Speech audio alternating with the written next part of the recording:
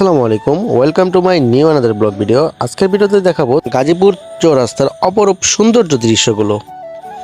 গাজীপুর চৌরাস্তায় এখনও একটি ফ্লাইওভারের কাজ চলতেছে, তাই সম্পূর্ণ কাজ শেষ না হওয়া পর্যন্ত এই ফ্লাইওভারটিতে গাড়ি এখনও ছাড়ে নাই। আর এটি হচ্ছে জয়দেবপুরের রাস্তা। এই মোড় ঘুরে অপরূপ সৌন্দর্য দৃশ্য পার দিয়ে যাইতে হয় জয়দেবপুরের দিকে। আর গাজীপুর চৌরাস্তাতে সবসময় যানজট থাকেই। ঢাকা ময়মনসিংহ হাইওয়েতে আরও জটিল পরিমাণ যানজট থাকে। যদি ঢাকা ময়মনসিংহ হাইওয়ের সেকেন্ড ফ্লাইওভারটি ছেড়ে দেওয়া হয় তাহলে মনে হয় এতটুকু যানজট আর থাকবে না।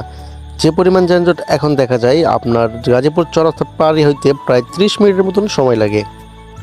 সো ঢাকা থেকে ময়মনসিংহ যাওয়ার সময় অবশ্যই চেষ্টা করবেন যে আপনারা যে বড় ধরনের যে গাড়িগুলো আছে, রাজীব, এনা বা আরও যেগুলো গাড়ি আছে, যে গাড়িগুলো উপর দিয়ে চলে সেই গাড়ি চড়ার জন্য চেষ্টা করবেন।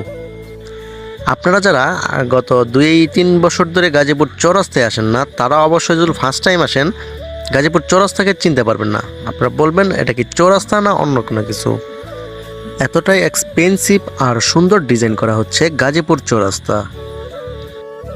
আর এই জায়গায় অফিস ছুটির পর অনেক পর্যটক, বলবো না, কারণ যারা অফিসে চাকরি করে অনেকেই ঘুরতে আসেন গাজীপুর চৌরাস্তাতে, বা অনেকেই মার্কেটিং করতে আসে, বা সবাই এই চৌরাস্তার উপরে এসে হালকা কিছু সময় কাটিয়ে যায়, যেহেতু সেকেন্ড ফ্লাইওভারটি এখন পর্যন্ত ছাড়া হয়নি। সেকেন্ড ফ্লাইওভারটি ছেড়ে দিলে হয়তোবা এরকম আর জায়গা থাকবে না, এখান দিয়ে গাড়ি চলাফেরা করবে। তাই যারা এখানে ঘুরতে আসতে চাচ্ছেন এখনই চলে আসেন।